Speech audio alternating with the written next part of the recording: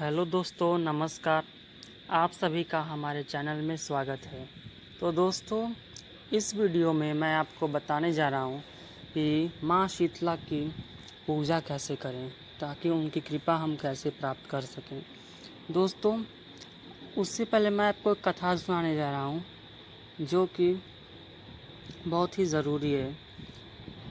एक बार जब शीतला माता जो थी वो धरती पे सोची कि मैं जाऊं देखूं मेरी पूजा कौन करते हैं।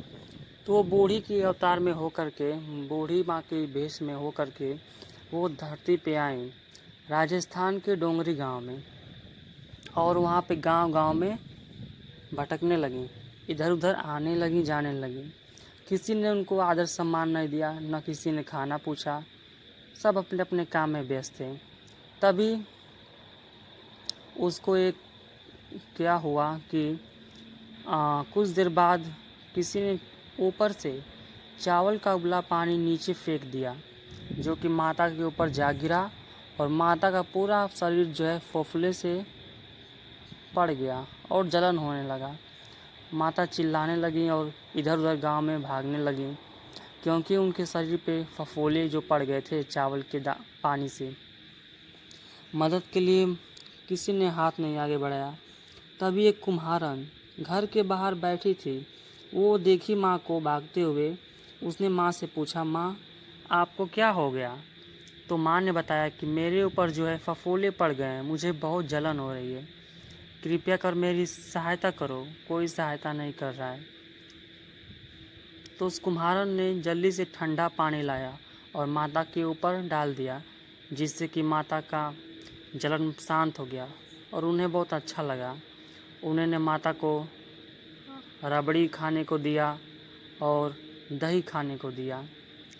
माता ने खाया, उनके मन को ठंडक पहुंचा और उनको राहत मिला। कुछ देर उनके कुटिया में बैठी हुई माँ ने वक्त बिताया। तभी माँ कहती हैं, ज़रा मेरे बाल में से जुएं निकाल दो। कुम्हारन जैसे ही जुएं निकालने के लिए माता शीतला के बाल में देखती है, उनके सर के पीछे एक तीसरी आँख होती है, जो कुम्हारन देखकर बहुत ही घबरा जाती है। वो डर जाती है और डर के मारे इधर उधर भागने लगती है। माता शीतला, जो कि बूढ़ी माँ का अवतार में थी, वो बोलती है, बेटा तुम डरो नहीं मुझसे, मैं शीतला माता हूँ। मैं धरती पे देखने आई थी कि कौन कौन मेरी पूजा करता है। माता ने तुरंत अपने असली रूप में आया और उसे दर्शन दिया। तो कुम्हारन कहती, हे माँ, मेरे घर पूरा झोपड़ी का है, इस कुटिया में ना ही कोई आसन है जो मैं आपको दे सकूं बैठने के लिए। तो माँ ने उस कुम्हारन के घर के बाहर जो गधा था उस पर जाकर बैठ गईं। एक हाथ में उनके कलश था जिसमें गंगा जल था और दूसरे हाथ में झाड़ू था। माँ ने उस कुम्हारन के पूरे घर की जो दरिद्रता थी, जो गंदगी थी, उसे झाड़ू से साफ किया और जल से पवित्र किया। और माँ उसे आशीर्वाद देती हैं और कहती हैं, मैं तुम्हारी सेवा से प्रसन्न हुई। तुमने मेरे फफोलों पर पानी गिराकर मुझे आनंदमय बनाया। मैं बहुत ही शीतल हुई, मुझे बहुत प्रसन्नता हुई। और माँ उनसे कहती हैं कि कल जो है तुम्हारे कुटिया को छोड़ करके पूरे गांव में आग लग जाएगी। तो ये बात कहकर माँ शीतला चली जाती हैं। जब सुबह होती है तो देखती है कुम्हारन की उसकी कुटिया को छोड़ करके पूरे गांव में आग लग जाती है।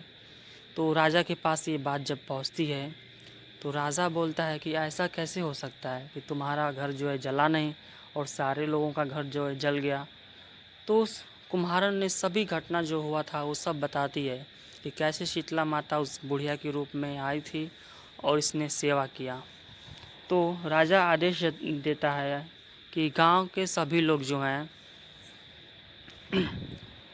राजा जो होता है वो आदेश देता है सारे अपने प्रजा को, पूरे गाँव वासियों की, जितने भी गांव के लोग हैं सभी लोग आज के बाद माता शीतला का पूजा करेंगे और उनकी भक्ति में लीन रहेंगे। ये सब बहुत ही अच्छा लगता है।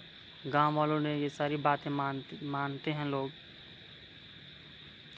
फिर जो शीतला माता होती है ना, जब वो कुम्हारन के घर से जब जाती रहती हैं, एक तो कुम्हारन कहती है कि माँ आप मत जाओ, आप मेरे गांव में ही रहिए, यहीं अपना निवास स्थान बना लीजिए।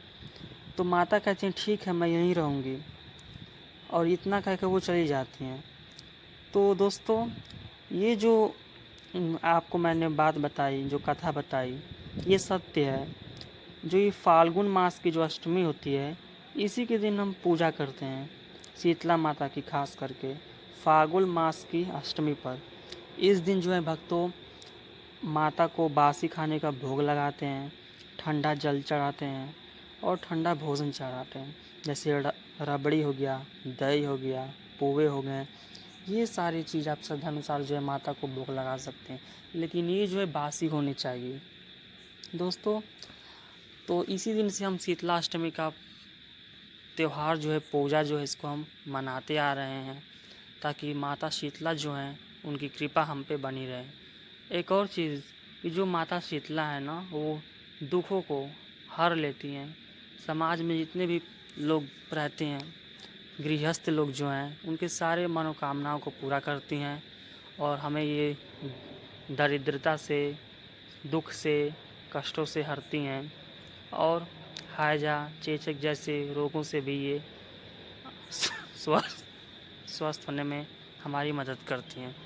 तो मैं उम्मीद करता हूं दोस्तों कि आपको ये वीडियो जो है पसंद आया होगा, और अगर आप और चाहते हैं ऐसे ही वीडियो पूजा पाठ से संबंधित, देवी देवताओं से जुड़े हुए, तो हमारे चैनल को आप सब्सक्राइब करें, लाइक करें और शेयर करें। धन्यवाद।